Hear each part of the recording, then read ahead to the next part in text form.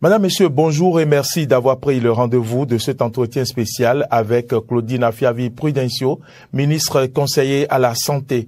Nous parlerons santé publique et chefferie traditionnelle.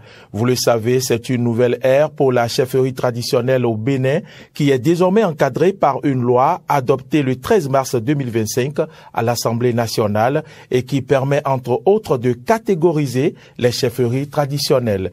Mais quel lien doit-on faire entre santé publique, bien sûr, et chefferie traditionnelle? C'est à cette préoccupation que va répondre la ministre conseillère à la Santé dans cet entretien. Madame Claudine Afiavi-Prudencio, bonjour. Bonjour, cher Mauril, chers auditeurs, chères auditrices de la radio Diaspora FM. Je vous adresse mes salutations empreintes de reconnaissance et de considération. Je salue d'abord la Direction générale de cette station, les journalistes et techniciens qui, par leur professionnalisme, offrent à notre démocratie des espaces d'écoute, de réflexion et de transmission.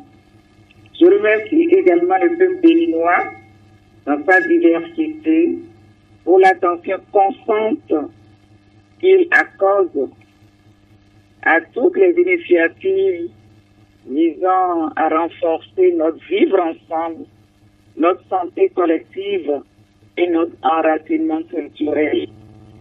En ma qualité de ministre conseiller à la Santé auprès du président de la République, je me réjouis de pouvoir échanger avec vous sur un sujet d'importance stratégique et civilisationnelle, le rôle des chefferies traditionnelles dans la gouvernance sanitaire.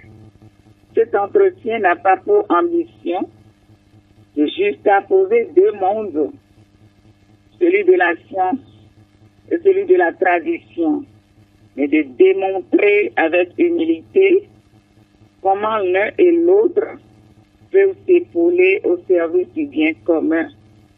Je vous remercie pour l'invitation et je suis prête à partager dans la transparence et la rigueur la vision qui nous guide au sommet de l'État. Le ministre conseiller à la Santé auprès du président de la République, vous l'avez rappelé, pourquoi avoir choisi de parler aujourd'hui du lien entre santé publique et chefferie traditionnelle? Parce que la santé publique ne saurait être réduite à une mécanique biomédicale. Elle est un fait global, enraciné dans les représentations collectives, les normes sociales et les figures d'autorité endogènes. Or, la chefferie traditionnelle est l'une des dernières institutions à conjuguer légitimité populaire, stabilité symbolique et pouvoir d'influence. En tant que ministre conseiller à la Santé, je porte l'ambition d'une santé publique enracinée, inclusive, où le savoir scientifique dialogue avec la mémoire collective. En vous écoutant, nous avons envie de mieux comprendre certaines choses. Comment alors la loi numéro 2025-09, Madame le ministre conseiller à la Santé, encadre-t-elle la participation des chefferies dans le champ de la santé publique? Merci bien, monsieur le journaliste. Cette loi donne une assise juridique à ce que les communautés pratiquent depuis toujours. Consulter, écouter, respecter leurs chefs dans les choix fondamentaux. Elle permet désormais aux chefferies reconnues d'être associées aux politiques de prévention, d'hygiène, de vaccination, de lutte contre les pandémies. Le texte fait des lois, des partenaires consultatifs, des relais d'information, des catalyseurs d'adhésion. Il ne s'agit pas de médicaliser la tradition, mais d'honorer la tradition dans la modernité sanitaire. Quel est alors le rôle, Madame le ministre conseiller, que joue le décret numéro 2024-006 instaurant le collège des ministres conseillers dans cette dynamique dont vous parlez en ce moment? Et voilà, ce décret structure la fonction de conseil stratégique auprès du chef de l'État. En tant que ministre conseiller à la santé auprès du président de la République, je suis mandaté pour faire converger l'excellence technique, les besoins communautaires et les innovations sociales.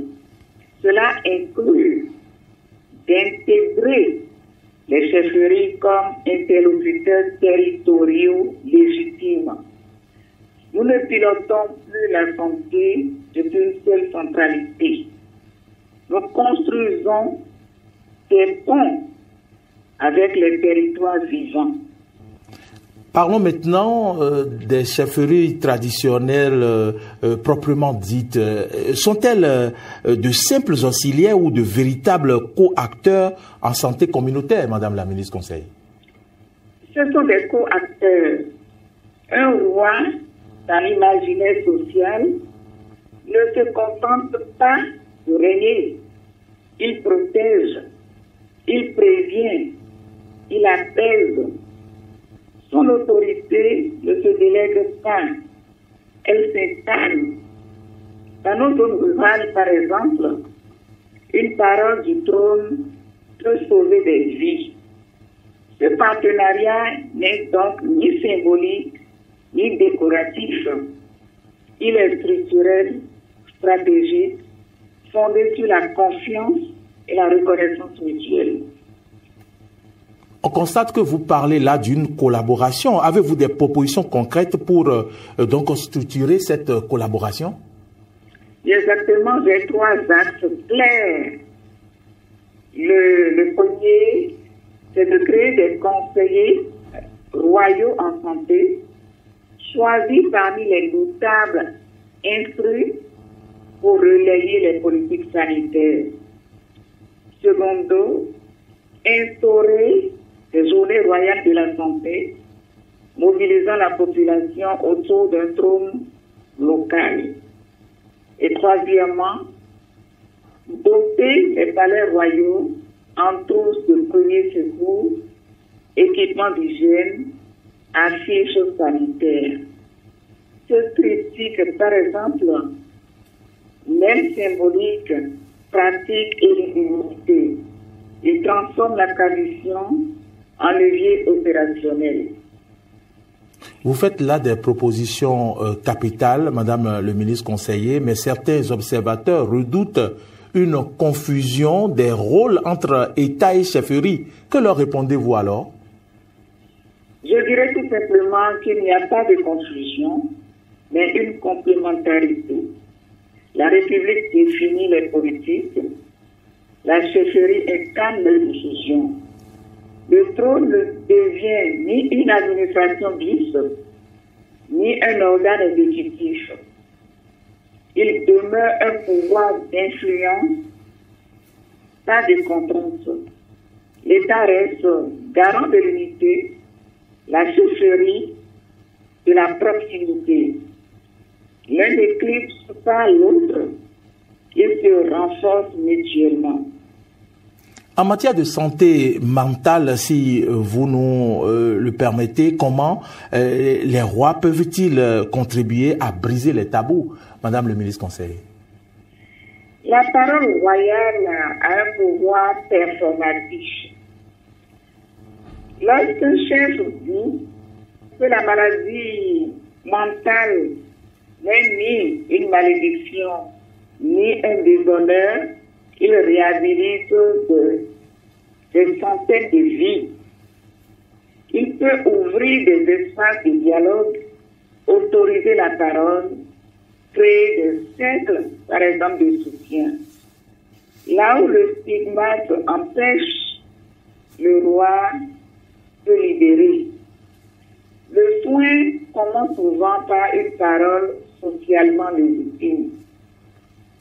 Votre combat contre la lutte contre les violences faites aux femmes n'est plus à démontrer.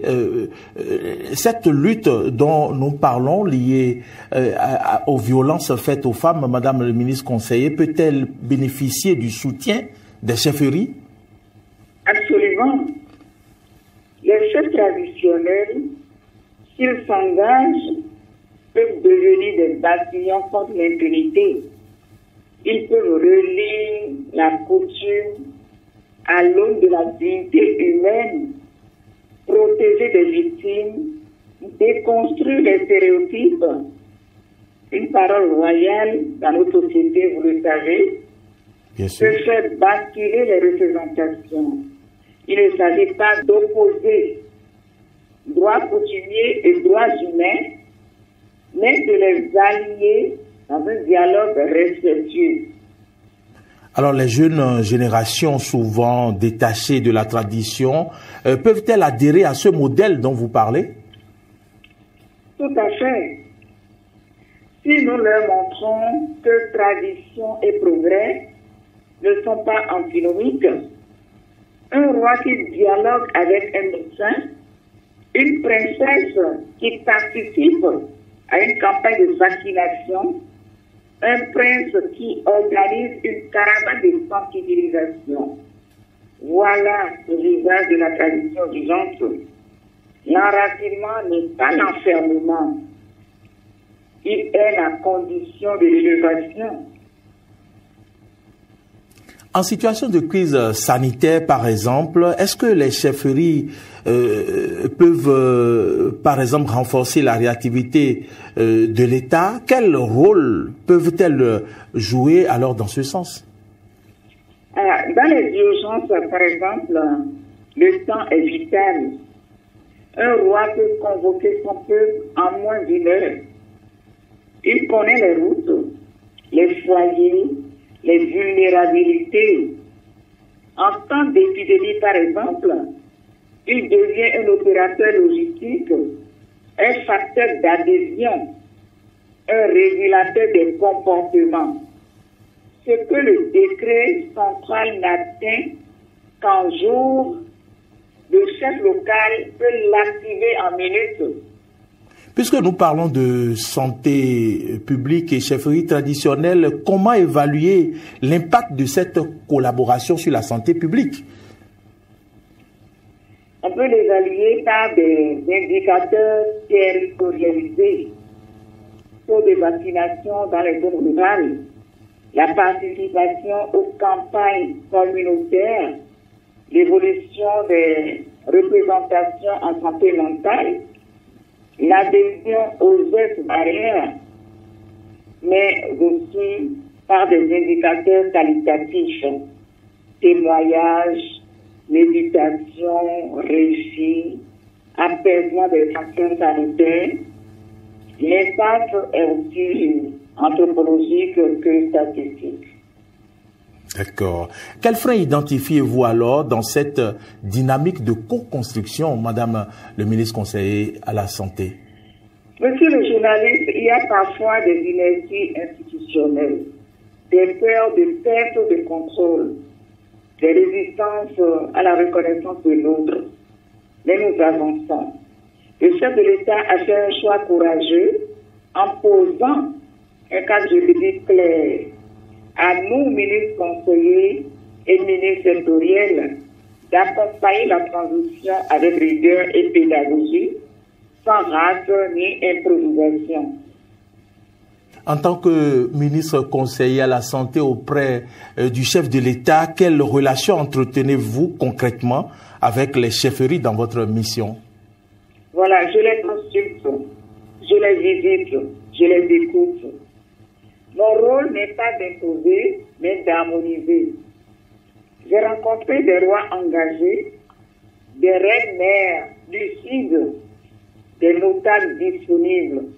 Ensemble, nous pourrons co-construire une nouvelle cartographie du soin, plus humaine, plus enracinée, plus efficace. Que dites-vous à ceux qui pensent que la chefferie est un vestige du passé? Je leur dis, le passé, quand il est vivant, éclaire l'avenir. Une société sans racines est une société sans équilibre. Les chefferies ne sont pas des musées. Ce sont des institutions organiques, en mutation, en dialogue. Le 21e siècle africain ne sera ni une imitation, ni une rupture. Ce sera une réinvention ancrée.